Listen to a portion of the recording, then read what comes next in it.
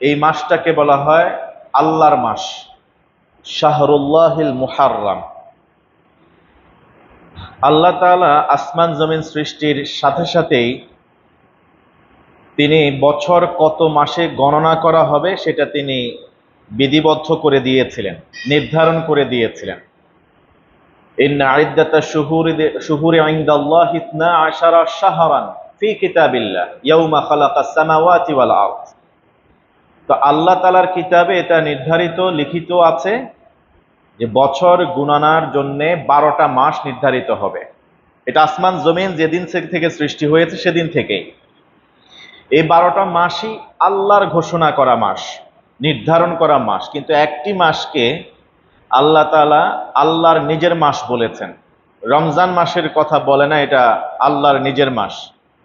অন্য কোনো মাসের কথা না বলে মুহররমের কথা বলেছেন। অতএব মুহররম মাসটা খুবই গুরুত্বপূর্ণ।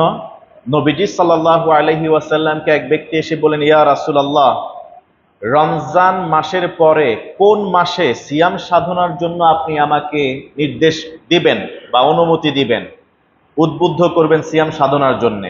আমি এই সিয়াম রাখবো তওবা করার উদ্দেশ্যে, পাপাচার থেকে মুক্তির জন্য। রাসূলুল্লাহ সাল্লাল্লাহু আলাইহি ওয়াসাল্লাম বললেন, তুমি যদি রোজা রাখতেই চাও রমজানের পরে, তবে তুমি শাহরুল্লাহিল মুহাররম, এই মুহাররম মাসে তুমি সিয়াম সাধনা করো। এই মাসে সিয়াম সাধনা করলে আল্লাহ তাআলা তোমার তওবা কবুল করবেন, গুনাহ খাতা ক্ষমা করে দিবেন। স্পেসিফিক্যালি নবীজি সাল্লাল্লাহু আলাইহি ওয়াসাল্লামের কাছে রমজান ছাড়া আরো 11 মাসের মধ্য থেকে জানতে চাওয়া হয়েছিল কোন মাসে তিনি তওবার নিয়তে সিয়াম সাধনা করবেন। নবীজি সাল্লাল্লাহু আলাইহি ওয়াসাল্লাম তাকে একটা মাসের কথা বললেন, সেটা হলো এই মুহররম মাস। এই মুহররম মাস, এই মাসের 10ম তারিখটা ইসলামের ইতিহাসে একদিক থেকে আনন্দের, অন্য দিক থেকে বেদনার। একদিক থেকে এটা হলো বিজয়ের দিবস, অন্য দিক থেকে এটা আল্লাহর জমিনে আল্লাহর দ্বীনকে প্রতিষ্ঠা করতে গিয়ে শাহাদাত বরণের দিবস। এবং দ্বীন প্রতিষ্ঠাকে কেন্দ্র করে শুধু নিজে নন, নিজের পরিবার পরিজন সবাই একসাথে কারবালার প্রান্তরে শহীদের নজরানা পেশ করার দিবস। এই জন্য যেহেতু শহীদ সুহাদারা উল্লেখযোগ্য শহীদগণ এই দিবসেই আল্লাহর দরবারে পাড়ি জমিয়েছেন বিধায় এক শ্রেণীর মানুষ এই দিবসকে শোকের দিবস হিসেবে পালন করে থাকে। মানুষগুলি এই দিবসটাকে কেন্দ্র করে 3টি ভাগে বিভক্ত হয়ে গেছে, শিয়া, সুন্নি, আহলুস সুন্নাহ ওয়াল জামাআহ, এই 3 ভাগে। শিয়ারা এই দিবসটাকে তাদের শোক আর মাতম বা দুঃখ প্রকাশের মাস এবং দিন হিসেবে তারা নির্ধারণ করে। আর অন্য দিক থেকে আহলুস সুন্নাহ ওয়াল জামাআহ যারা আছেন তারা এই দিবসে সিয়াম সাধনা করেন। কেউ হয়তোবা শুধু 10ম তারিখে সিয়াম সাধনা করেন, কেউ বা 2টা দিন, হয় 9ম 10ম অথবা 10ম 11তম, অথবা কেউ 3 দিনই 9, 10 এবং 11, এই 3 দিনই সিয়াম সাধনা করেন। কিন্তু এখানে আমাদের বাঙালি মুসলমানদের কিছু মিসকনসেপশন আছে। আমরা এই আশুরার রোজা বলতেই মনে করি ইমাম হোসাইন রাদিয়াল্লাহু তাআলা আনহু তার পরিবার সহ শহীদ হয়েছেন বলেই আমরা এই দিবসে সিয়াম সাধনা করি। আসলে এর ইতিহাস এরকম নয়। এই দিবসে বেশ কিছু ঘটনা ঘটেছে, কিন্তু অথেন্টিক্যালি প্রমাণিত 2টি ঘটনা, ঐতিহাসিকভাবে মজবুতিভাবে প্রমাণিত 2টি ঘটনা। একটি হলো নবী মূসা আলাইহিস সালাতু ওয়াস সালাম এবং তার সহযোগীদেরকে, অনুসারীদেরকে আল্লাহ সুবহানাহু ওয়া তাআলা লোহিত সাগরে নিমজ্জিত হওয়া থেকে তিনি পরিত্রাণ দিয়েছেন।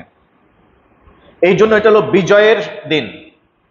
আর ওই দিন ফেরাউন এবং তার দলবলকে আল্লাহ তাআলা নিমজ্জিত করেছেন, ধ্বংস করে দিয়েছেন। এবং আল্লাহ তাআলা ফেরাউনকে তার সশরীরে অক্ষত অবস্থায় রাখবেন পরবর্তীকালের প্রজন্মদের নিদর্শন হিসেবে।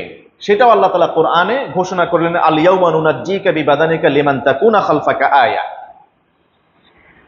তো এই ঘটনাটিকে কেন্দ্র করে শরীয়ত প্রণীত হয়েছে, রাসূলুল্লাহ সাল্লাল্লাহু আলাইহি ওয়াসাল্লাম শরীয়তের হুকুম দিয়েছেন, কিন্তু ইমাম হুসাইন রাদিয়াল্লাহু তাআলা আনহুর কারবালার প্রান্তরে মর্মান্তিকভাবে শহীদ হওয়াকে কেন্দ্র করে শরীয়তের কোনো হুকুম বা কোনো আমল ইসলামে আমরা পাই না, শুধু সেখানে কিছু শিক্ষার কথা আমরা এখানে পাই। এই জন্য এই দুইটা বিষয়কে যখন মানুষ ডিফারেন্সিয়েট করতে পারে না, তখন হচপচ করে ফেলে, একটাকে আরেকটার মধ্যে মিশিয়ে কেউ বা খুশির জন্য এই দিবসে হালুয়া রুটির ব্যবস্থা করে, আনন্দ চিত্তে, যেহেতু একটা বিজয়ের দিবস, আমরা জানি এটা একটা বিজয়ের দিবস, সেম দিবস 10ই মুহররম বিজয়ের দিবস, তো বিজয়ের দিবসে তো ফাবিযালিকা ফালিয়াফরাহু, আনন্দ, যেমন ঈদের দিবসগুলোতে বিজয়ের দিবসগুলোতে কিছু আনন্দ করার সুযোগ আছে, সেই হিসেবে অনেকে হালুয়া রুটি খাওয়াকে মনে করে যে না বিজয় দিবসে এটা করা যায় এবং এই দিবসে খাইলে সারা বছর নাকি ভালো খাওয়া যায়। আবার কেউ বা এই দিবসে যেহেতু কারবালার ঐতিহাসিক ঘটনা ঘটেছে, এটাকে একটা কুলক্ষণ মাস হিসেবে ধরে নেয়, অথচ আল্লাহ তাআলা 12 মাসের মধ্যে এটাকে নিজের মাস বলেছেন, আর এটাকে অশুভ মাস হিসেবে তারা জ্ঞান করেই এই মাসে বাবা তার ছেলের বিয়ে দেয় না, মেয়ে তার বিয়ের দিন তারিখ ঠিক রাখে না, কারণ এটা হলো অশুভ মাস। নাউজুবিল্লাহ বলেন। তো ইসলামে এরকম বেশ কিছু মিসকনসেপশন আছে, আমরা সেগুলো নিয়ে কথা বলবো। আমরা জানি ইমাম হুসাইন রাদিয়াল্লাহু তাআলার ঘটনা, মূসা আলাইহিস সালামের ঘটনা, ফেরাউনের সাথে সাংঘর্ষিক ঘটনা, দুটি আলাদা ঘটনাই একটি ইস্যুকে কেন্দ্র করে, সেটা হলো আল্লাহর জমিনে আল্লাহর দ্বীনকে কায়েম করা। এই একটা জায়গায় একটা সুতোয় এই দুইটা ঘটনা একীভূত। মূসা আলাইহিস সালামের জন্মের আগ থেকেই ফেরাউন স্বপ্ন দেখানো হয়েছে তাকে যে বনি ইসরায়েলের এমন একজন যুবক জন্মগ্রহণ করবে যে তাকে ক্ষমতাচ্যুত করবে। সে যে খোদা দাবি করেছে, ইলাহ দাবি করেছে, মালিক দাবি করে বসেছে, কর্তৃত্ব আর ক্ষমতার জুলুমবাজি করে চলছে, এই জুলুমবাজি করা থেকে, তার ক্ষমতা খাটানো থেকে, তার মসনদ থেকে তাকে বিতাড়িত করবে একজন যুবক। সে বনি ইসরায়েলে জন্মগ্রহণ করবে, সে এখনো জন্মগ্রহণ করে নাই। তাই তো সেই স্বপ্ন দেখার পরে ব্যাখ্যা জানলেন, জানার পরে নির্দেশ দিল ইউকাত্তিলুনা আবনাআহুম ওয়া ইস্তাহইয়ুনা নিসাআহুম। ফিরআউনের নির্দেশে সেই ইমাম মাহদী আলাইহিস সালাতু ওয়াস সালামের পূর্বসূরীদের যারা জন্মগ্রহণ করবে তাদেরকে হত্যা করার নির্দেশ দেওয়া হয়েছে।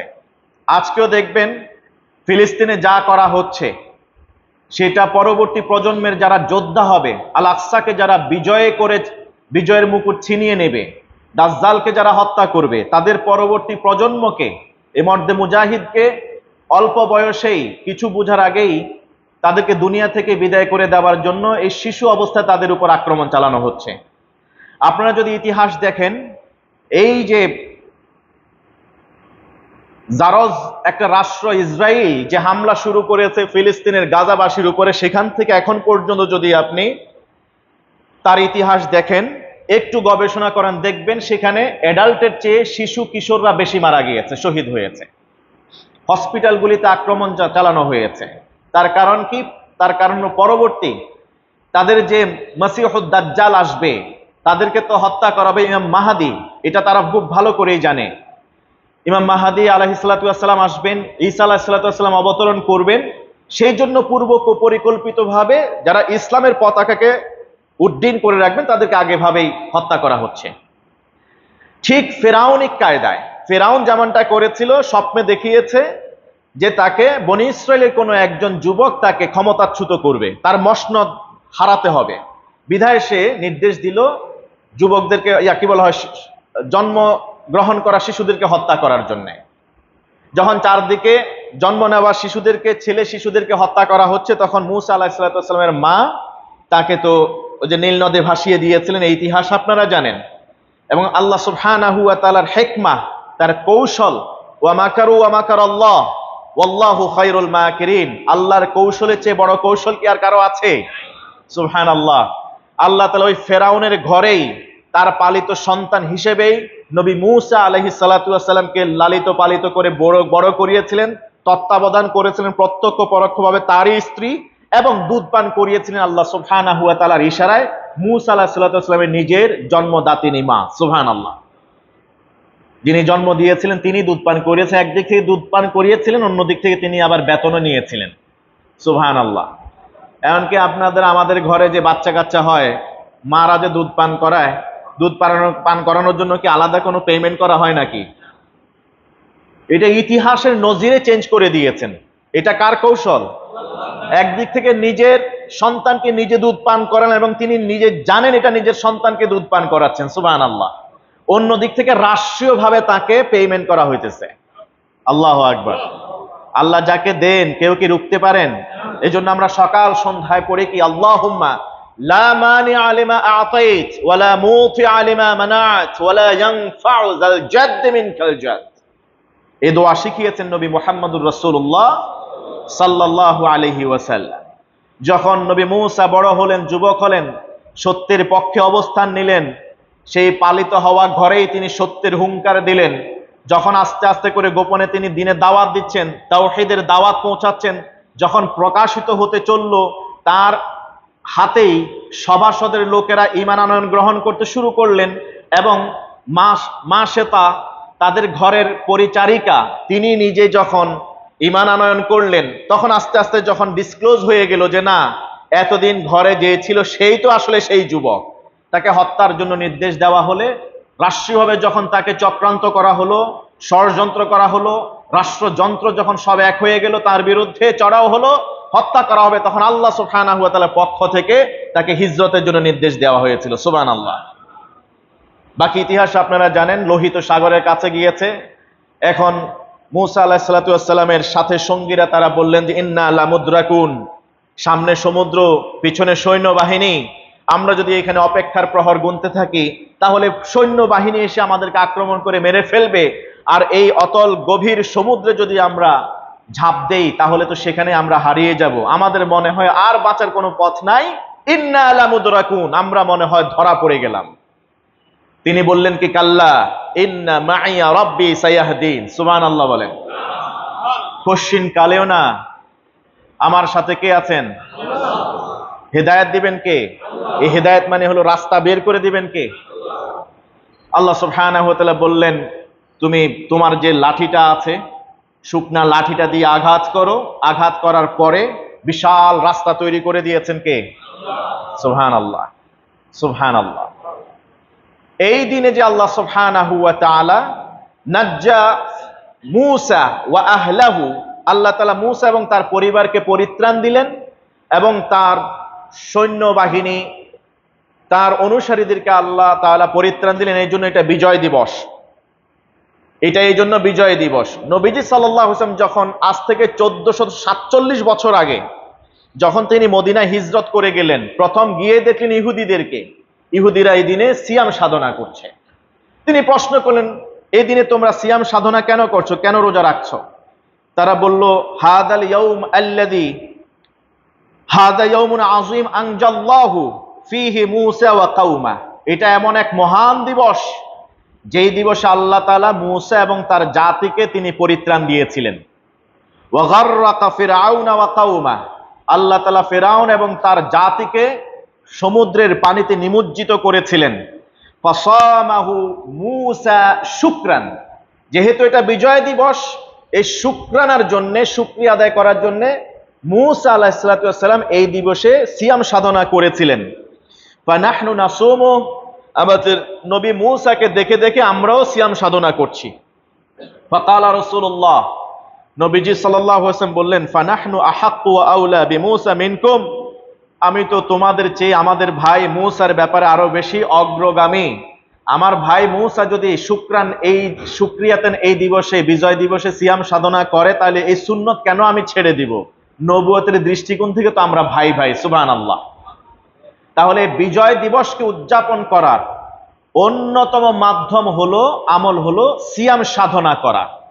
নবীজি সাল্লাল্লাহু আলাইহি ওয়াসাল্লামের ব্যাপারে সহিহ মুসলিমের হাদিস এসেছে, ফাসামাহু রাসূলুল্লাহ সাল্লাল্লাহু আলাইহি ওয়াসাল্লাম, আল্লাহ রাসূল সাল্লাল্লাহু আলাইহি ওয়াসাল্লাম নিজেই দিবসে সিয়াম সাধনা করলেন। ওয়া আমারা বিসিয়ামিহি, তিনি তার সাহাবীদেরকে, সঙ্গীদেরকে বললেন এই দিবসে সিয়াম সাধনা করার জন্য।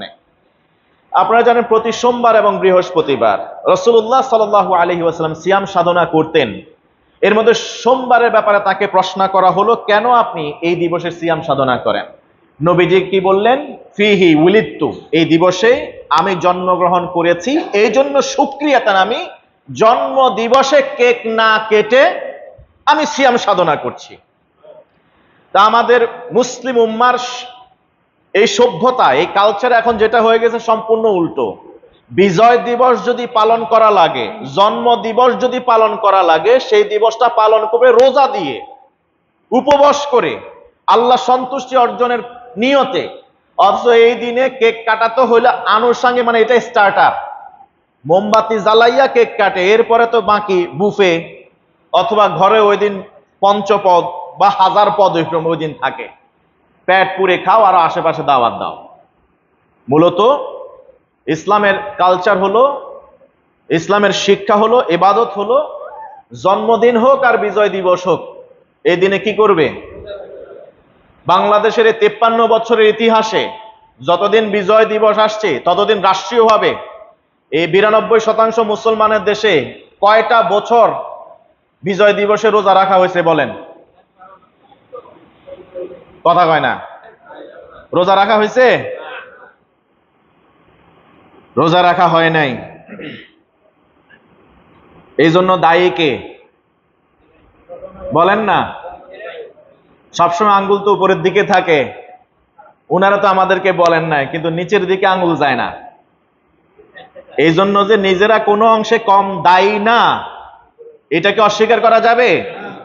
যদি নিজেরা চাইতাম, যোগ্য মানুষকে সেখানে পাঠাইতাম যারা কোরআনের হুকুমত অনুযায়ী দেশ পরিচালনা করত, আমাদেরকে সহিহ সুন্নাহর দিকে ধাবিত করতেন।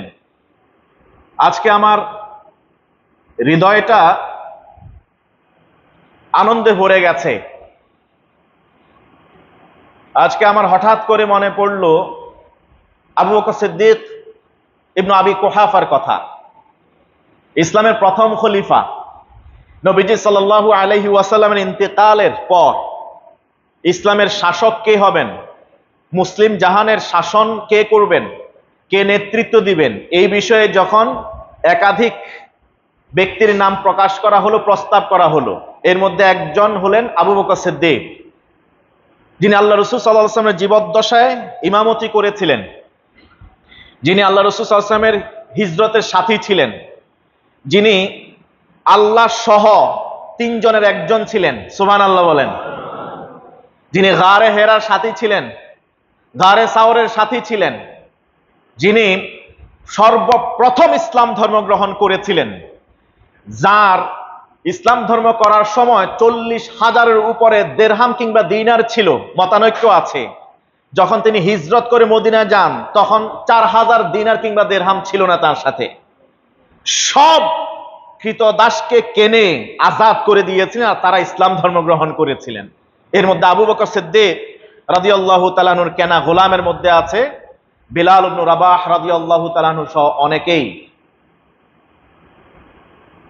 তো যখন ওনার নাম প্রস্তাব আসলো, একদল বললেন যে না, একে তো অমুসলিমরা মত পেতে আছে, কখন আক্রমণ করবে, এতদিন পর্যন্ত আল্লাহ রসুলের কারণে আক্রমণ করতে পারে নাই, তারা বিজয় ছিনিয়ে নিতে পারে নাই, এখন অমুসলিমরা, রোমানরা, অন্যান্য শাসকরা এদিকে লোলুপ দৃষ্টিতে তাকিয়ে আছে কখন আক্রমণ করবে। যদি আবু বকর রাদিয়াল্লাহু তাআলার মতো এরকম নরম দিলওয়ালা মানুষকে নেতৃত্ব দেওয়া হয় তাহলে ইসলামের পরাজয় নিশ্চিত, কারণ তিনি গরম না। এই জায়গায় হয় সাদ ইবনে আবি ওয়াক্কাসকে দিতে হবে অথবা ওমর ইবনুল খাত্তাব রাদিয়াল্লাহু তাআলা আনহুকে দিতে হবে, সুবহানাল্লাহ বলেন। কিন্তু আল্লাহ তাআলার কৌশল মনোনীত করলেন কাকে?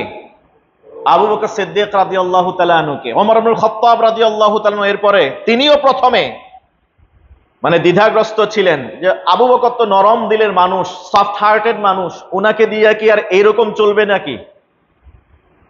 তো যখন দেখা গেল যে না, প্রথম যারা যাকাত দিতে অস্বীকার করলো, যে যাকাত তো আমরা নবী মুহাম্মদ সাল্লাল্লাহু আলাইহি ওয়াসাল্লামকে দিয়েছি, তিনি তো এখন ইন্তেকাল করেছেন, এখন আর দেওয়ার দরকার নাই। তখন যে তিনি বললেন ওয়াল্লাহি লা উকাতিলান্না, আল্লাহর কসম করে বলছি আমি যুদ্ধ ঘোষণা করব যুদ্ধ পরিচালনা করব তাদের বিরুদ্ধে যারা বিশ্ব নবী সাল্লাল্লাহু আলাইহি ওয়াসাল্লামের আমলে যাকাত তো দিতই উট হিসেবে, ওই সময় যে উটটা বেঁধে নিয়ে আসার জন্য যে রশিটা জাকাতের উটের সাথে আসতো, এখন উট দেবে কিন্তু উটের রশিটা দেবে না, এমন জাকাত অস্বীকারীর বিরুদ্ধে আমি যুদ্ধ পরিচালনা করব। ওমর রাদিয়াল্লাহু তাআলা যদিও বাধা দিয়েছিলেন, পরে আল্লাহ তাআলা তার অন্তরের মধ্যে ইলহাম দিলেন যে না, আবু বকর সিদ্দিক রাদিয়াল্লাহু তাআলা আনহু যে সিদ্ধান্ত নিয়েছিলেন, আল্লাহ তাআলা নিজেই আবু বকরের এই বক্ষটাকে তিনি প্রশস্ত করে দিয়েছিলেন। সুবহানাল্লাহ। নরম মানুষ ইসলামের ক্ষেত্রে আসলে গরম হতে দেরি। আজকে বাইতুল মুকাররমের সম্মানিত খতিব হযরত আল্লামা মাওলানা মুফতি আব্দুল মালিক হাফিজাহুল্লাহর বক্তব্য আপনারা শুনেছেন? শুনছেন? বাঘের মতো গর্জন দিয়ে আজকে কথা বলেছেন তিনি। আলহামদুলিল্লাহ বলেন। এই জন্য খতিব ওবায়দুল্লাহ রাহিমাহুল্লাহর কথা খুব মনে পড়লো আমার মনে হয়েছিল যেন তারে একজন উত্তরসূরি তিনি রেখে গেছেন। বহু বছর পরে বিড়ালের মতো করে এতদিন খুতবা গিয়েছে জাতীয় মসজিদে, এখন সিংহ আর ব্যাঘ্রের মতো খুতবা হয়। সুবহানাল্লাহ বলেন। তিনি উঁচু আওয়াজে দারাজ কণ্ঠে বলেছিলেন, এই সরকার, অন্তর্বর্তীকালীন সরকার তো ভালোই করছিল, নির্বাচনের কথা ঘোষণা করার পরে এখন কি হইল, হঠাৎ করে সব কি ইজ্জত নষ্ট করতে চায় কিনা? সমকামীদেরকে জাতিসংঘের আন্ডারে আমেরিকার নির্দেশিত হয়ে তাদের এই দূতকে এখানে আবাসিক কি যেন হিসেবে পাঠানোর জন্য তারা সিদ্ধান্ত গ্রহণ করেছে, ওখান থেকে নির্দেশ দেয়া হয়েছে। এখন জাতীয় মসজিদ হয়েছে, জাতীয় ইস্যু নিয়ে আর জাতীয় মসজিদের খতিবকে জিজ্ঞেস করে না, জিজ্ঞেস করে হুজুর সমস্যা হয়েছে দোয়া করেন, হুজুর এই অসুবিধা হয়েছে এটার জন্য দোয়া করেন।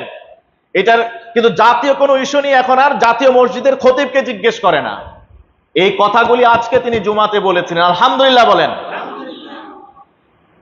এইরকম খতিব, এইরকম আল্লাহওয়ালা, হক, ইমানদার, সাচ্চা দিল মনের মানুষ যদি, মর্দে মুজাহিদরা যদি এই বাংলায় ইতোপূর্বে যদি এরকম ভূমিকা রাখতো, তাহলে কি বাংলাদেশের অবস্থা এরকম হতো?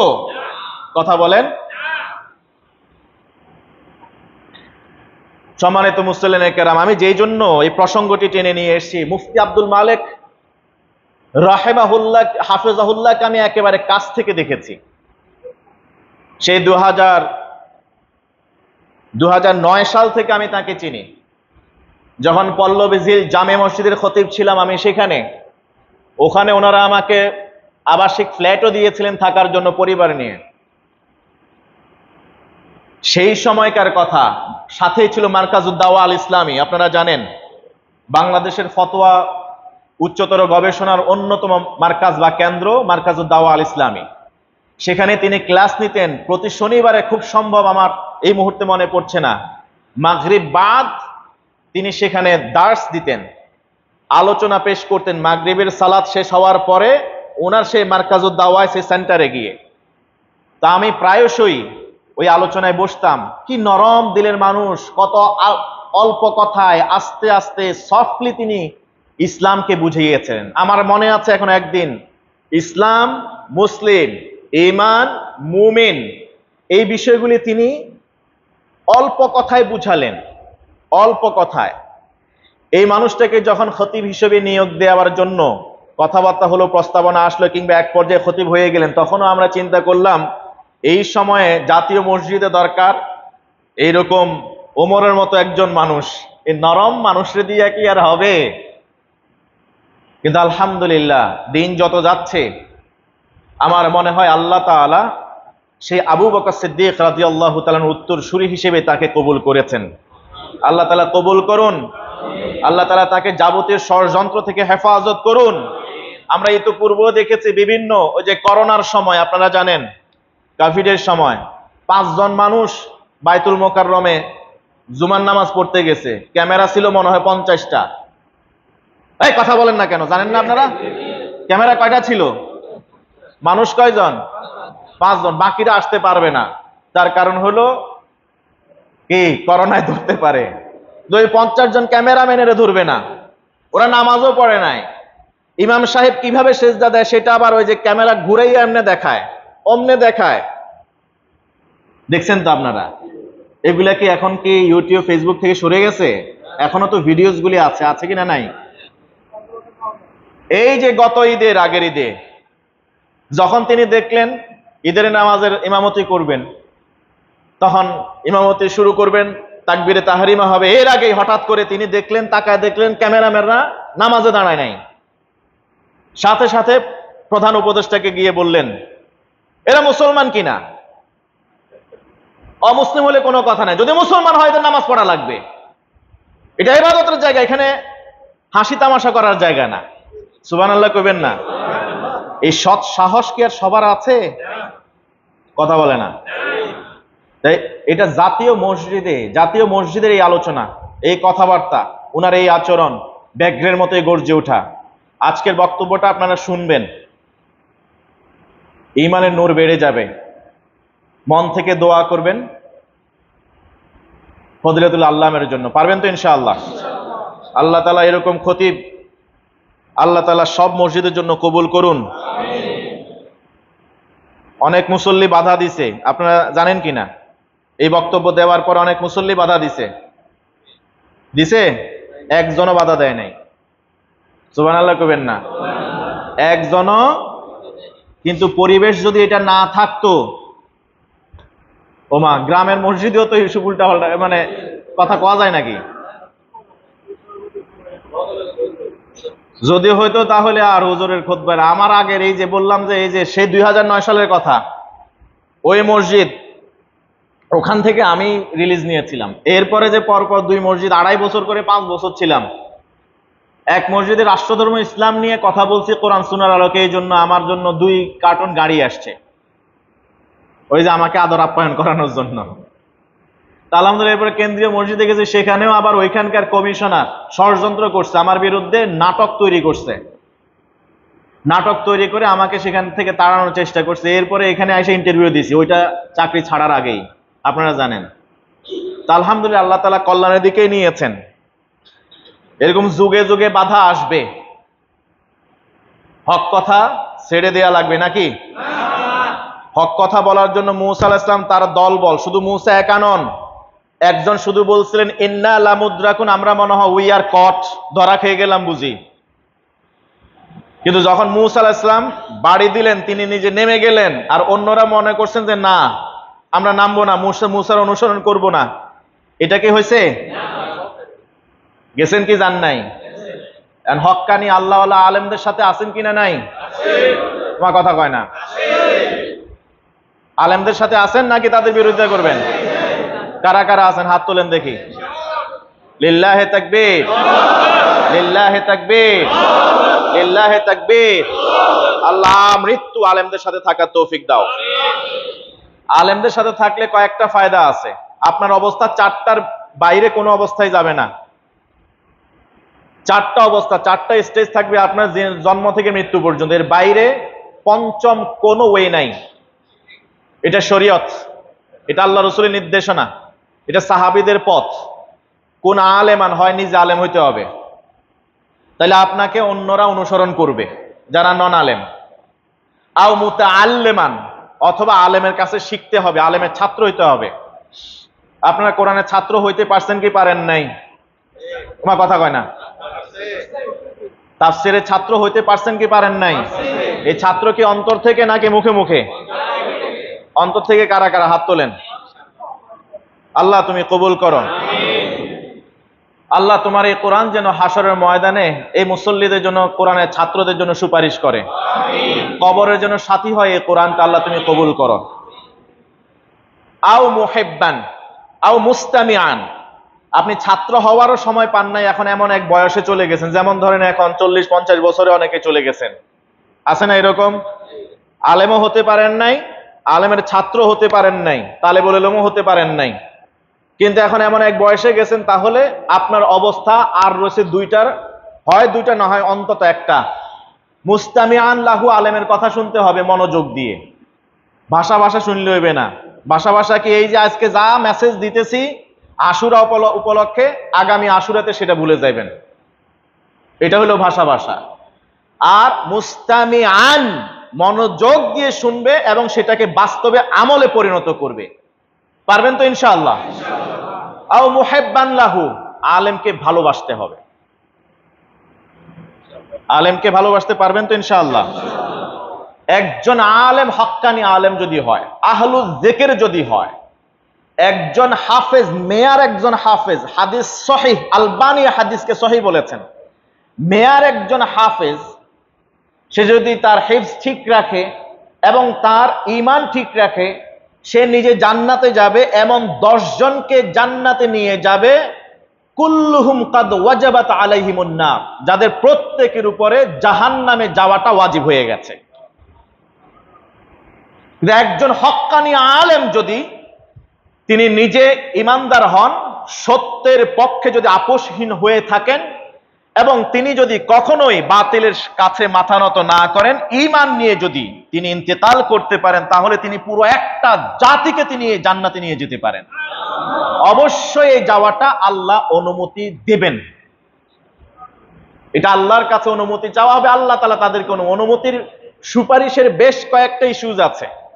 সর্বশেষ আল্লাহ নিজেই সুপারিশ করবেন, অর্থাৎ নিজেই জাহান্নাম থেকে এক মুষ্টি নিয়ে জান্নাতে ঢুকাইয়ে দিবেন, জাহান্নাম থেকে নিয়ে জান্নাতে দিয়ে দিবেন। সুবহানাল্লাহ। অন্য হাদিসে হাসান সূত্রে এসেছে, তিনি এক মুষ্টি না, আল্লাহ তাআলার হাত, এক মুষ্টি নয় 3 মুষ্টি, 3 বার তিনি জাহান্নামে দিবেন, সেখান থেকে যাদেরকে পাবেন আল্লাহ তাআলা টেনে জান্নাতে দাখিল করাবেন। সুবহানাল্লাহ। তা আলেমদের সাথে আছেন তো? থাকবেন তো? আমৃত্যু কিন্তু আপনার প্রমাণ হয় না তো। আলেমের হুজুরের জন্য জীবন দিবেন, মরবেন, হ্যাঁ, কিন্তু যখন সময় আসবে তখন আর নাই। আল্লাহ তাআলা বুঝে আমল করার তৌফিক দান করুন।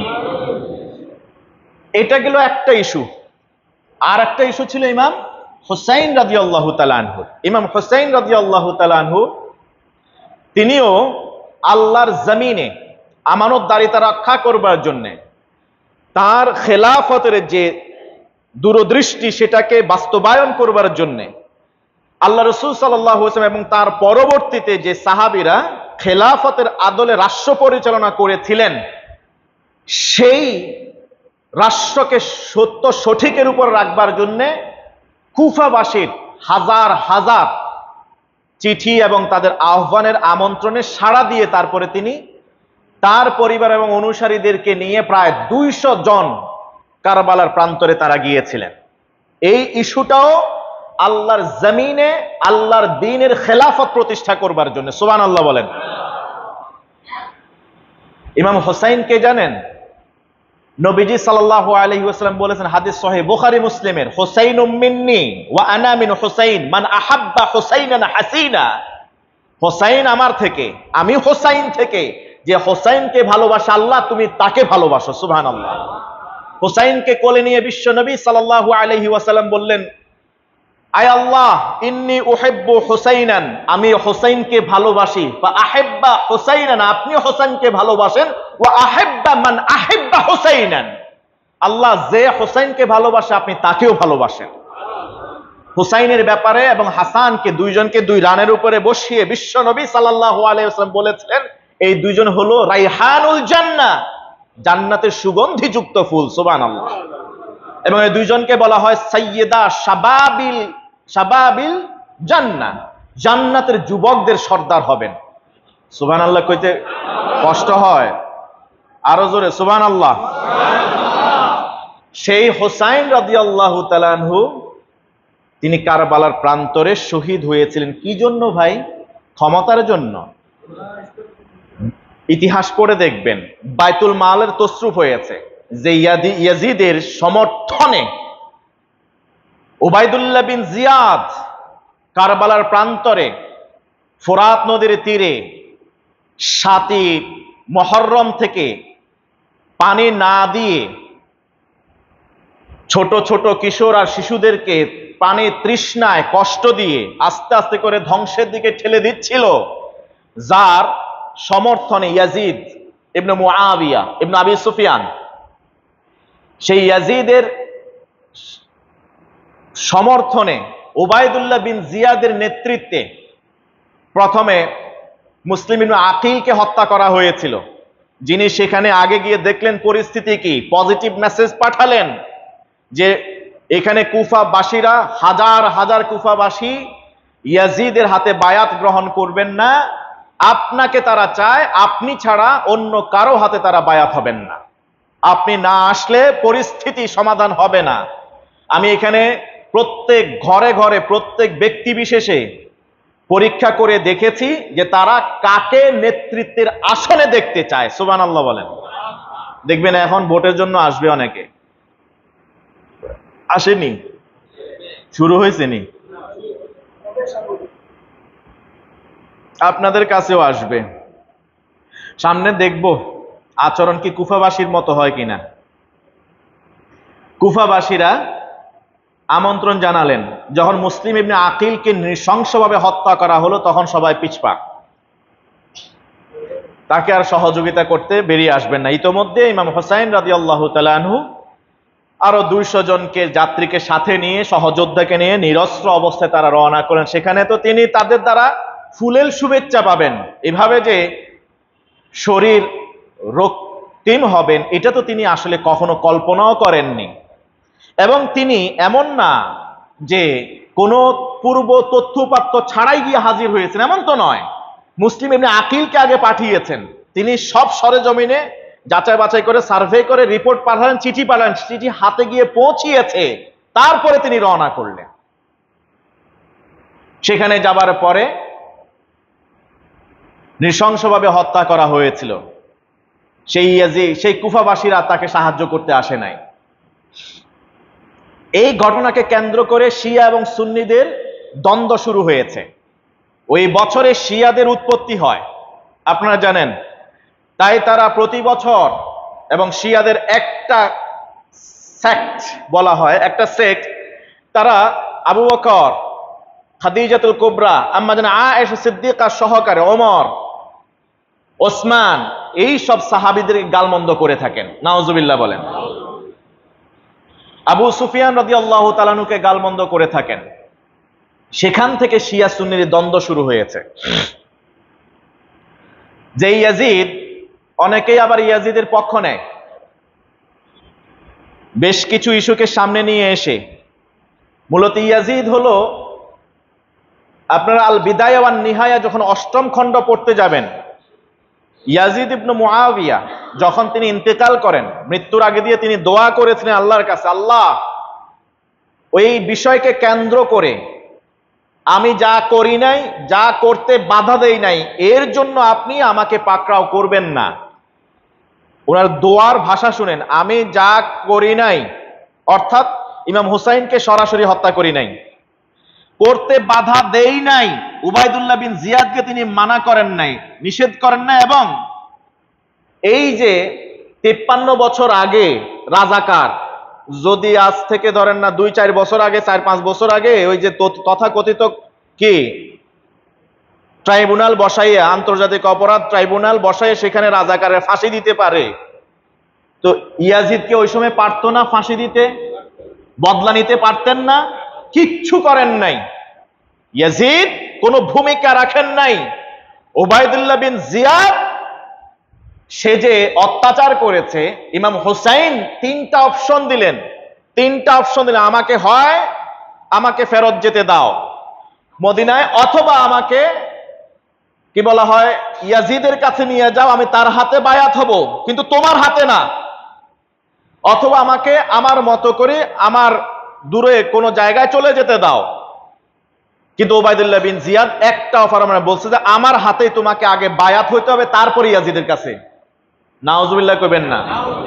যদি এইটা ইমাম হুসাইন মেনে নিতেন, আজকের যে অবস্থা, রাজনৈতিক অবস্থা, মা কথা কয় না, হ্যাঁ, মাঝখানে নেতা খেতা আছে না, আরো টপ নেতার মাঝখানে কিছু নেতা ওইখানে যে বিক্রি হয়ে যায়, ওইটাকে বৈধতা দেওয়া হতো। ইমাম হুসাইন রাদিয়াল্লাহু তাআলা এখানে বিন্দু মাত্র আপোষ করেন নাই। সুবহানাল্লাহ বলেন।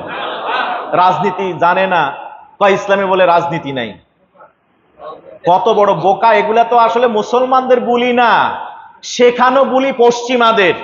মুসলমানরা থাকবে মসজিদে তসবিহ নিয়ে, কত সুন্দর সুন্দর জায়নামাজ। আরবে যান দেখি কয়জন আরব তারা জায়নামাজ নিয়ে তসবিহ নিয়ে মসজিদে বসে থাকে, যায় দেখেন। পশ্চিমা দেশে যান, মিশর যান, কুয়েত যান, কাতার যান, দেশে দেখেন ওখানে গিয়ে আরবরা মসজিদে গিয়ে তসবিহ আর জায়নামাজ ওইখানে নিয়ে বসে থাকেন। আর আমাদেরকে মসজিদের ভিতরে ঢুকায় দিছে, ঢুকায় দিয়া দরজা বন্ধ করে দিছে। দরজা বন্ধ করে দিয়ে বলছে যে আমিন জোরে বলবেন, আস্তে বলবে, এটা নিয়ে ঝগড়া লাগা। নূর নবী নাকি মাটির নবী, ঝগড়া লাগা।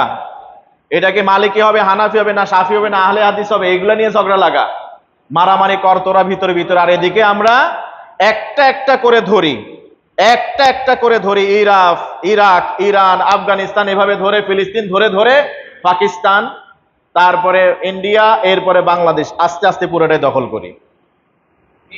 মা কথা কয় না?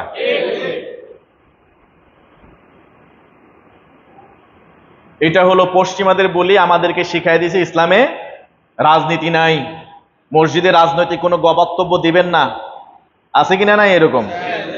ওমা, ইসলাম বলে রাজনীতি নাই। সুলতান কাকে বলে? সুলতান শব্দ পাইছো কই তোমরা? সুলতান মানে কি? সুলতান মানে কি? আমির মানে কি? ওমা, ইমাম মানে কি? নেতা। এগুলো তো ইসলামের শব্দ, কোরআনিক শব্দ। যে সালতানাত আল্লাহ তাআলা বাদশাহ সুলাইমানকে দিয়েছিলেন, এই বাদশাহী সালতানাত কিয়ামত পর্যন্ত আল্লাহ তাআলা আর কাউকে দিবেন না। তিনি রাষ্ট্র পরিচালনা করেন নাই? বা কথা কয় না? আল্লাহ রাসূল রাষ্ট্র পরিচালনা করেন নাই? রাষ্ট্র নেতা ছিলেন না? আবু বকর করেন নাই? ওমর, ওসমান, এরপরে আলী ইবনে আবি তালিব করেন নাই? হাসান রাদিয়াল্লাহু তাআলা 6 মাস চালান নাই? খেলাফতের আদলে চালান নাই? ওমর ইবনে আব্দুল আজিজ পঞ্চম খলিফা, বলা হয়ে থাকে আসলে ষষ্ঠ খলিফা, তিনি কি চালান নাই? মা কথা কয় না? তো এটা মনে হয় রাজনীতি ছাড়া হয়েছে। রাজনীতি নেই, নাউজুবিল্লাহ বলেন। রাজনীতি আছে কিনা? নাই। দেখেন, এই যে রাজনৈতিক শিক্ষা তো ইসলাম থেকে গ্রহণ করবে, কিভাবে পলিটিক্স করতে হয়। সেখানে অন্যায়ের কাছে আপোষ করেন নাই কে? ইমাম হুসাইন রাদিয়াল্লাহু তাআলা। এই যে তাকে যে হত্যা করা হলো, তার দেহ থেকে যে গর্দানটাকে আলাদা করা হলো, মাথাটাকে পাত্রে করে উপস্থাপন করা হলো, ওবায়দুল্লাহ বিন জিয়াদ যে একটা কাঠি দিয়ে নাকের ভিতরে খুঁচিয়ে খুঁচিয়ে অশ্রাব্য ভাষায় গালি দিয়েছিল, গালাগালি করেছিল, ওইখানেও তো কয়েকজন সাহাবী ছিলেন। এই সংবাদ ইয়াজিদের কাছে যাওয়ার পরেও ইয়াজিদ কোনো ব্যবস্থা নেয় নাই। অথচ যেই নাকে সে খোঁচা দিয়েছে, যেই কপালে সে আঘাত করেছে, ইভেন ইতিহাস থেকে জানা যায় শুধুমাত্র গোপন অঙ্গ আর স্পর্শকাতর জায়গাগুলি ছাড়া ইমাম হুসাইন এবং হাসান রাদিয়াল্লাহু তাআলা আনহুমার শরীরের একটা অংশ বাকি ছিল না যেখানে রহমাতুল্লাহ আলামিন নবী মুহাম্মদুর রাসূলুল্লাহ সাল্লাল্লাহু আলাইহি ওয়াসাল্লামের রহমতের ওই নরম দুটি ঠোঁটের স্পর্শ পড়ে নাই। এই ইয়াজিদকে আবার একদল আবার খুব বেশি প্রশংসা করে, আবার মাঝামাঝি থাকতে চায় যায় না, ইয়াজিদের ব্যাপারে আমরা কিছু বলবো না। ইয়াজিদ ক্ষমতায় অধিষ্ঠিত হওয়ার পর ক্ষমতা ছিনিয়ে নিয়ে বাবাকে মুআবিয়া রাদিয়াল্লাহু তাআলা আনহু তাকে যে কোনো ভাবে প্রভাবিত করে ক্ষমতা নিয়েছে। ক্ষমতা নেওয়ার পরে ইমাম হুসাইন রাদিয়াল্লাহু তাআলা আনহুর সাথে 200 জনের থেকে প্রায় 72 জনকে হত্যা করেছে নৃশংসভাবে। এর পরের বছর মদিনা লুণ্ঠন করেছে তার মদদে। এরপরে কাবাঘর আক্রমণ করেছে, পাথর নিক্ষেপ করতে বলা হয়েছে এবং সে নির্দেশ দিয়েছে আগুন দিয়ে কাবাঘর জ্বালিয়ে দেওয়ার জন্য। সেই ইয়াজিদের পক্ষ নেওয়ার লোকও আছে এখন, নাউজুবিল্লাহ বলবেন না? এই জন্য খলিফা ওমর ইবনে আব্দুল আজিজের আমলে এক লোক এসে খলিফা ওমর ইবনে আব্দুল আজিজের কাছে ইয়াজিদের নাম বলতে গিয়ে শুধু বললেন কি আমিরুল মুমিনিন ইয়াজিদ, শুধু এই লকবটা বললেন, আমিরুল মুমিনিন ইয়াজিদ। ইতিহাসে এসেছে দরাবা ওমর ইবনে আব্দুল আজিজ রাজুলান ক্বালা আমিরুল মুমিনিন ইয়াজিদ 20 শাওতান। এবারত হলো এই যে ওমর ইবনে আব্দুল আজিজ একবার সবার সামনে একজন মানুষের ধইরা 20টা বেতের বাড়ি দিছেন। কে? ওমর ইবনে আব্দুল আজিজ। কেন? এই লোক ইয়াজিদের কথা বলতে গিয়ে প্রশংসা সূচক শব্দ সম্বোধন বের করছে আমিরুল মুমিনিন ইয়াজিদ। এই কথা বলার সাথে সাথে তাকে ধরে কয়টা বাড়ি দিছে? এখনো দরকার যারা ইয়াজিদের প্রশংসা করে ধইরা পাছার কাপড় উঠাইয়া, এটা আরো গরম, লোহা পুড়িয়া। হ্যাঁ, আল্লাহ আমাদের বুঝার তৌফিক দান করুন। এই ঘটনা, মর্মান্তিক এই ঘটনা ইসলামের ইতিহাসে ঘটেছে। এখান থেকে শিক্ষা নেওয়া অনেক কিছু আছে। সেই শিক্ষা হলো সত্যের ব্যাপারে কখনো আপোষ করা যাবে না। প্রস্তুত আছেন তো ইনশাআল্লাহ? প্রস্তুত আছেন তো ইনশাআল্লাহ? আগামীর একটা নতুন বাংলাদেশ গড়তে। আপনারা এখন ভাবতেছেন যে কি ব্যাপার, হুজুর তো দেখতেছে এমন কথা কইতেছে, এই কথা কোন দিকে যাইতেছে? আমি চাই কি জানেন, সে যেই হোক আগামী ক্ষমতায়, এই অন্তর্বর্তী বা সরকার যাওয়ার পরে যেই ক্ষমতায় আসে, সেই যেন কোরআনের সুন্নাহ, কোরআন এবং আল্লাহ রাসূলের সুন্নাহ বাস্তবায়ন করে। এবার আল্লাহ তাআলা কাকে মনোনীত করেছেন এটা আমি জানি না। জানি নাকি? শুধু আমাদের চাওয়া, যারা এই সমাজে, এই দেশে অন্তত এই সুযোগে, মনে হয় না আর 200 বছরে এই সুযোগ আসবে কিনা, যেই সুযোগ এবারে এসছে, একবার অন্তত কোরআনকে সংসদে পাঠানো। ঠিক কিনা বলেন? এবারে বিএনপি হলে বিএনপি ভালো, ওয়েল এন্ড গুড।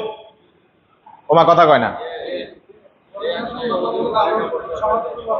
যদি এবারে ওই যে ইসলামিক সব দল এখন এক হয়েছে, যদি তারা হয় তারা ভালো, ওয়েল এন্ড গুড। কিন্তু আমরা চাই সাধারণ মুসলমান মুসল্লি হিসেবে কি কোরআনের আইন বাস্তবায়ন হোক। চান কি চান না? চান কি চান না? কারা কারা চাই? হাত তুলে দেখাই। হাত নামায়েন না, হাত নামায়েন না। আল্লাহ কবুল করুন। আমরা কই নাই যে আপনারা অমুক দলের ভোট দেন, ওটা আপনার উপরে ছেড়ে দিলাম।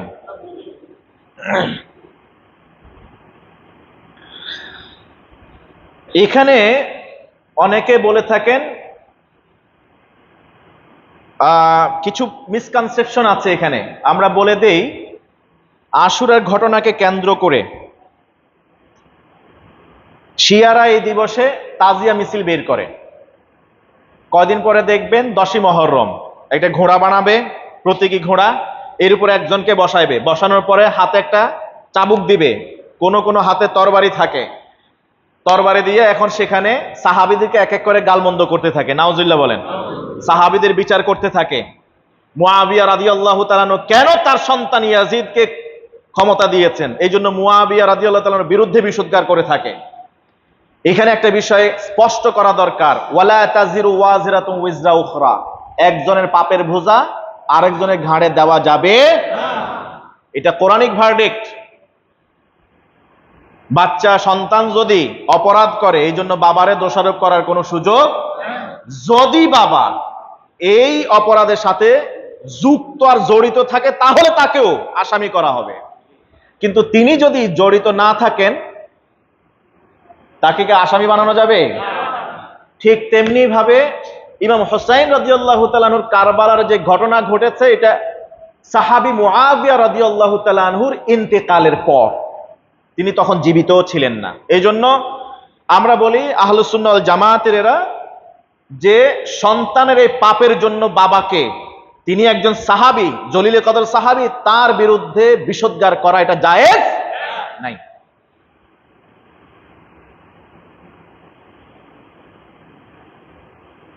আচ্ছা,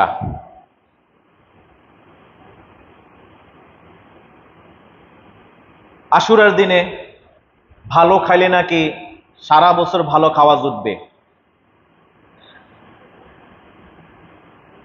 এখানে তো যে মুরব্বীরা আছেন যারা নিচে বসতে পারেন না, আমার মনে হয় 60, 70, 70, 80 বছর তো আছেন অনেকের, না 70 ক্রস করছেন। ধরেন এই দিনে তো মোটামুটি গরিবরা ভালো খায়, খাইয়ে আসছে না, অন্যের কাছ থেকে হইলেও তো হালুয়া রুটি আরো ইত্যাদি ইত্যাদি, আবার মোরগ নাকি খাইলে আলাদা হয়, আজকে পাইলাম এটা, মোরগ খাইলে নাকি সারা বছর গোশত খাইতে পারবে। চিন্তা করছেন? তো এই যে এত বছর ধরে যে মোরগ খাইছে আর হালুয়া রুটি খাইছে, ওই গরিবদের উন্নতি হয় না কেন, আমার এটা বুঝে আসে না।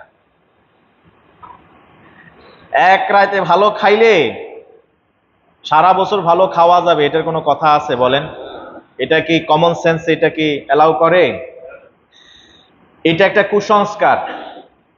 বরং রিজিক দেন কে? আপনি কোন দিন, কোন বেলায়, কতটুকু, ইভেন আশুরার দিনে বা রাতে আপনি আদৌ খাইতে পারবেন কি পারবেন না, এটা জানেন কে?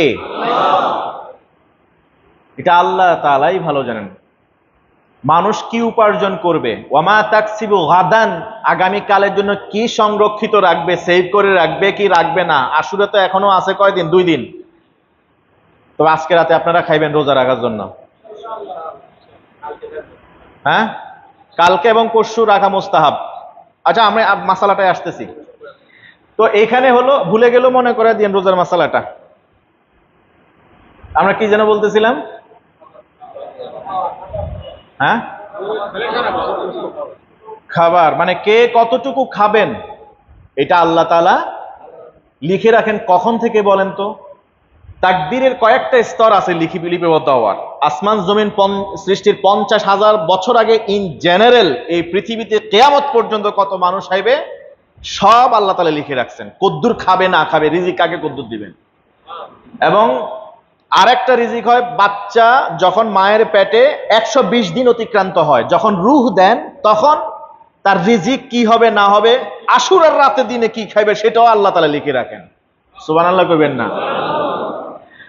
এরপরে হলো বাৎসরিক আবার লাইলাতুল কদরের রাত্রে, সেখানেও আবার তকদির বন্টন হয়। কিন্তু আশুরার রাতে বা দিনে রিজিক বাড়ে কমে, তকদির বাড়ে কমে, ভালো মন্দ হয়, আমি ভাই বা আলেমরা কোথাও এটা পায় নাই। দায়িত্ব নিয়ে বলতে পারি এটা হলো, হ্যাঁ, এটা বানাই না সুরাই না কথা, একদম আন্নের বাড়ি কোনাই কুমিল্লানি, আমি বুঝছি। হ্যাঁ, বানান্না সুরাইন্না কথা, এই কথা কুমিল্লা নোয়াখালীর মানুষ অথবা সেমি নোয়াখালী ছাড়া করতে পারে না। আচ্ছা, কারবালার ঘটনার কারণে মহরমে বিয়ে হয় না, অনেকের বিয়ের দিনক্ষণ নির্ধারণ করে না। পরীক্ষিত বা পরীক্ষামূলক কেউ আছেন কি এরকম যে নিজের বাচ্চার মহরম মাসে বিয়ে করাইছেন, এরকম আছে কেউ? হ্যাঁ, আপনি ইসলামের ইতিহাস খুলে দেখবেন বড় একটা সংখ্যক সাহাবীদের বিয়ে হয়েছে মহরম মাসে। সুবহানাল্লাহ কইবেন না? তাদের বিয়ের সময়গুলো দেখবেন মহরম মাসে বিয়ে হয়েছে। কিন্তু হ্যাঁ, এই 2টা দাওয়াত আছে না, খাইবেন ভালো করে, তাও নোয়াখাইলেনি। এই এলাকায় নোয়াখাইলে বেশি মনে হয়। আল্লাহ আরো বাড়ায় দিক। যদি সব নোয়াখাইলে হয়ে যায়, অন্যরা আবার মাইন্ড করে না, সব নোয়াখাইলে হলে নোয়াখাইলে বাসায় একদিন ওয়াজ করতে পারতাম। ওইসব পুরাপুরি পারি না এখন আর। হ্যাঁ, অর্ধেকও নাই। আপনার বাড়ি কই? মানিকগঞ্জ। উনি মনে হয় একটু চাইতেছে না আর কি সব নোয়াখাইলে হয়ে যাক। আচ্ছা, বুঝতো না আসলে। চট্টগ্রামের আঞ্চলিক ভাষা আর সিলেটের আঞ্চলিক ভাষা বা বরিশালের আঞ্চলিক ভাষায় যখন ওয়াজ করে হুজুরেরা, আমি অর্ধেক বুঝি না। ওইটা আবার ইয়া করে ট্রান্সক্রিপ্ট করা লাগে ওইটাকে। মানে ওইটা ওই যেমন মোদি আর যখন ট্রাম্প আলোচনায় বসছিল, দেখছেন নি আপনারা? এটা আমি হাসতে হাসতে শেষ, কার সাথে শেয়ার করবো, শেয়ার করার লোকে পাই না। মোদি তো ইংরেজি ভাষা বলতে পারে না তেমন, পাশে একজন রাখছে, ট্রাম্পও একজন রাখছে, ওই যে ওই ভাষা বোঝার জন্য আর কি কে কি বলে। এখন মজার বিষয় হলো মোদির যে লোক গেছে, ওটা এটাকে বলা হয় ইন্টারপ্রেটর, দোভাষী আর কি। সে যে ইংরেজি বলছে, ট্রাম্প এটা বুঝে নাই। আপনার মনে করতে ট্রাম্প মনে হয় ইংরেজি ভাষা জানে না, কথা বুঝেন নাই। ট্রাম্প ইংরেজি ভাষার ভাষী মানুষ, কিন্তু ইংরেজি ভাষায় তার সাথে কথা বলছে সে সেটাই বুঝে নাই। আর বুঝেন আমাদের বাংলাদেশের অবস্থা কি হইব? নোয়াখালী, চট্টগ্রাম, আর হইল গিয়ে সিলেট, বরিশাল, আর কোথায় ওই যে আল্লামা সাঈদী রাহিমাহুল্লাহ একটা কথা বলছিলেন ওয়াজে, বাংলা ভাষার জন্ম হয়েছে কোথায়? হ্যাঁ, নদিয়া। এরপরে এটার নাকি কি বলা হয়, ডায়রিয়া হয়েছে কোথায়? বরিশালে যাই, এইরকম কি যেন একটা ছোটবেলায় শুনছিলাম।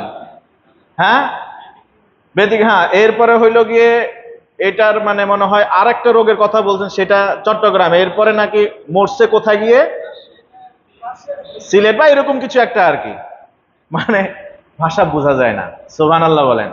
আমরা হাসলেও এই বৈচিত্র্য কার দেয়া? ওয়া মিন আয়াতিহি আন খালাকা লাকুম মিন আনফুসিকুম আজওয়াজা ওয়া মিন আয়াতিহি কি ইখতিলাফু আলসিনাতিকুম ওয়া আলওয়ানিকুম। মানুষের ভাষার বৈচিত্র্যতা এটা আল্লাহর নিদর্শনের একটা। সুবহানাল্লাহ বলেন। একজনের ভাষার সাথে আরেকজনের ভাষা মিলে না। সেদিন এক আলেমে বলতেছিল, যদি বাঙালিরা আরবি বুঝতো সব, আর যদি আরবি ভাষায় কথা বলতে পারতো, তাহলে সৌদি আরব এতদিন সৌদি আরব থাকতো না, ওইখানে সব সাইজ করে ফেলাইতো। ওখানে যাওয়ার পরে যে সমস্যা বাঙালিরা ফেস করে, ওই সমস্যা যদি ওরা আরবি ভাষায় কথা বলতে পারতো, বা সৌদিয়ানরা যে আরবি ভাষায় যেগুলা বলে এগুলো যদি বুঝতো, তাহলে ওখানে মারামারি লাগাই দিত। এখন যে সমস্যা বুঝে, কিন্তু এটা তো কইতে পারে না, কয়জন তো ভাষা লাগে। আবার যেই কথা বকা দেয় আর যেই বলে সেটা তো আর বুঝে না। এখন এই জন্য সে কয় আল্লাহর শুকরিয়া যে হজের সময় যদি হইতো তাহলে সারা পৃথিবীতে বাংলাদেশের দুর্নাম ছড়াই যেত। কেন? বাঙালিরা ওইখানে যাইয়া তাবুতে যা করে খাবার নিয়া, আবার হইল গিয়ে ওই যে মিনায় আর আরাফাতে জমুবাইনা সালাতাইন বা মুজদালিফা জমুবাইনা সালাতাইন নিয়ে আর কসর নিয়ে যে ঝগড়া বিবাদ হয়, যদি ওরা আরবি জানতে পারতো, ওখানকার শায়েখদেরকে ওরা ভুল ধরতো। ভাগ্য ভালো ওরা আরবি জানে না, নাইলে ওদেরকে আবার শরীয়ত শিখাই আসতো তারা। একাংশে কিন্তু একদিক থেকে এটা সঠিক না, কথা বলে না। সর্বশেষ কথা, বুকে পিঠে আঘাত করা, এই দিবসে হায় হোসেন করে রক্তক্ষরণ করা, এটা জায়েজ নাই, এটা গুনাহ। হ্যাঁ, এইটা জায়েজ নাই। ইভেন নবীজি সাল্লাল্লাহু আলাইহি ওয়াসাল্লাম বললেন, কেউ যদি শোকের কারণে যে নিজের মুখে থাপ্পড় মারে, জামা ছেড়ে এবং শরীরে রক্তক্ষরণ করে, সে ইসলাম থেকে বের হয়ে যায়। নাউজুবিল্লাহ বলেন। এই জন্য এই দিবসে যারা এগুলি করে, এগুলোকে সমর্থন করার কোনো সুযোগ নাই। আপনি খেয়াল করবেন কোনো মুসলমান এটা করে কিনা, খেয়াল করবেন তো, করবেন তো। কারণ আমরা জানি মুসলমানের সন্তানেরাও খালি একটু সুনাম সুখ্যাতির জন্য, নেতার দৃষ্টি আকর্ষণ করার জন্য এর আগেও হাই মুজিব করছে। কথা কয় না? করছে কি করে নাই? ওটা হিন্দু ছিল।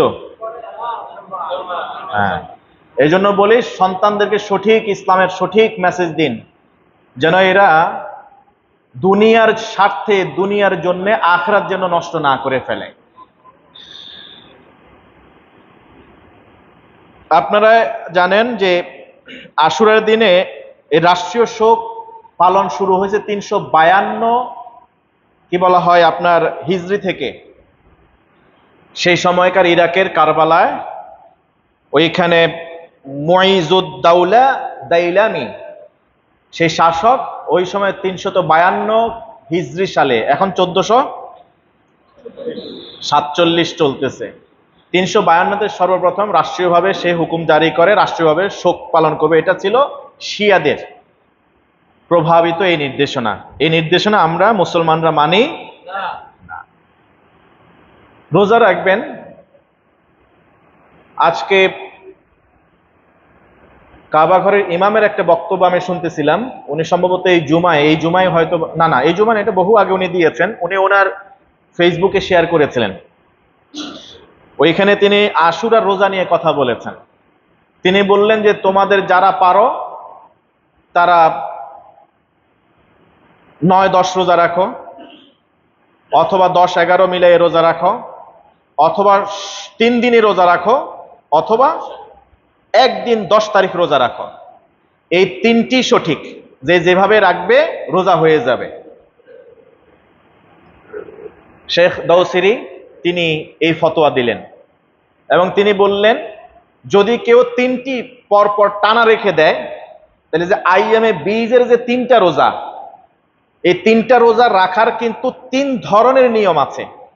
একটা নিয়ম হলো 13, 14, 15, এই 3 দিন টানা রোজা রাখা। একটা হলো 3 দশকে 3টা রোজা রাখা। 3 দশকে অর্থাৎ প্রথম দশকে একটা, দ্বিতীয় দশকে একটা, তৃতীয় দশকে একটা। আরেকটা হলো অন্য যে কোনো 3টা দিনে টানা 3টা রোজা রাখলেও আইয়ামে বীজের সওয়াব দিবেন আল্লাহ তাআলা। কারণ ওই আইয়ামে বীজের কথা বলতে গিয়ে আল্লাহ রাসূল কখনো কখনো প্রতি মাসে 3টি রোজার কথা বলেছেন, অর্থাৎ প্রত্যেক মাসে 3টা রোজা রাখা। এটা আইয়ামে বীজের রোজার আরেকটা হুকুম, আরেকটা চিত্র। এই জন্য তিনি বললেন, কেউ যদি 9, 10, 11 3 দিন রোজা রাখে ফেলে, তাহলে আইয়ামে বীজের সওয়াবও তিনি পেয়ে যাবেন। সুবহানাল্লাহ বলেন। আর দ্বিতীয়ত হলো 9 এবং 10 তারিখে রোজা রাখাটা হলো মুস্তাহাব। 9 তারিখে রাখতে না পারলে 10, 11 তারিখ রাখা হলো জায়েজ। আর যদি সেটা পারা না যায়, অন্তত কোন তারিখ? 10ম তারিখ হলে আগামী রবিবার। এজন্য আমরা যারা পারি আজকে খাবো ইনশাআল্লাহ, আগামীকাল, পরশু এবং সোমবার পর্যন্ত, শনি, রবি, সোমে 3 দিন টানা রোজা রাখবো। যদি না পারে অন্তত শনি, রবি, অথবা রবি, সোম, অন্তত যদি না পারি একদিন হলেও চাই রোজা রাখেন। সেটা কোন দিন? আশা করা যায় আল্লাহ তাআলা বিগত 1 বছরের গুনাহ আপনার ক্ষমা করে দিবেন ইনশাআল্লাহ। পাশাপাশি অন্যের হক যদি থেকে আদায় করে দিবেন। আর যদি কবিরা গুনাহগুলি আপনার নজরে পড়ে, মনে আসে, ইস্তিগফার করবেন আর একদিন রোজা রাখেন, আল্লাহ বিগত 1 বছরের সব গুনাহ ক্ষমা করবেন ইনশাআল্লাহ। পারবেন তো ইনশাআল্লাহ? তাহলে এই রোজাটা আমরা পাইলাম শুকরিয়াতান। কোন ঘটনাকে কেন্দ্র করে? মূসা আলাইহিস সালামের ঘটনাকে কেন্দ্র করে। আর এই যে এতক্ষণ পর্যন্ত যত আলোচনা করলাম ইমাম হুসাইন রাদিয়াল্লাহু তাআলা আনহুর শহীদ হওয়ার ঘটনাকে কেন্দ্র করে, এখানে কি কোনো আমল পাইছি আমরা? বরং আমরা যদি সংক্ষেপে বলি, পবিত্র আশুরা আমাদের করণীয় বর্জনীয় 2টা দিক থাকবে। করণীয় আমরা নিতে পারি মূসা আলাইহিস সালামের সেই বিজয় দিবসকে কেন্দ্র করে, করণীয়টা যেমন রোজা রাখা। আর বর্জনীয় যা কিছু আছে, সমাজে যত কুসংস্কার আছে, এই সব কিছু বর্জন করব ইমাম হুসাইন রাদিয়াল্লাহু তাআলা আনহুর এই ঘটনা থেকে। আর একটা সিমিলার করণীয় হলো 2 ঘটনা থেকে, সেটা হলো আল্লাহর জমিনে আল্লাহর দ্বীনকে বাস্তবায়ন করবার জন্য, খেলাফতকে প্রতিষ্ঠা করবার জন্য, কোরআনের আইনকে বাস্তবায়ন করবার জন্য সকলকে ইমাম হুসাইন এবং মূসা আলাইহিস সালামের মতো প্রয়োজনে শহীদ হওয়ার যদি সময় আসে, ডাক আসে, শহীদ হওয়ার তামান্না নিয়ে ঝাঁপিয়ে পড়তে হবে। পারবেন তো ইনশাআল্লাহ? আল্লাহ তাআলা আমাদেরকে বুঝে শুনে আমল করার তৌফিক দান করুন এবং নবী দৌহিত্র জান্নাতের সরদার যুবকদের ইমাম হুসাইন রাদিয়াল্লাহু তাআলা আনহুর কবর জগতে এবং সেই দিন যে 72 জন শহীদ হয়েছিলেন তাদের প্রত্যেকের কবরে আল্লাহ তাআলা হাদিয়া পৌঁছায় দিন। সকলে আমিন। সুবহানাকাল্লাহুম্মা বিহামদিকা আশহাদু আল্লা ইলাহা ইল্লা আনত আস্তাগফিরুকা ওয়া আতুবু ইলাইক। আল্লাহুম্মা সাল্লি ওয়া সাল্লিম ওয়া বারিক আলাইহি। লা ইলাহা ইল্লা আনতা সুবহানাকা ইন্নী কুনতু মিনাজ জালিমিন। আমি আবার আপনাদেরকে একটা আমলের কথা স্মরণ করিয়ে দিতে চাই।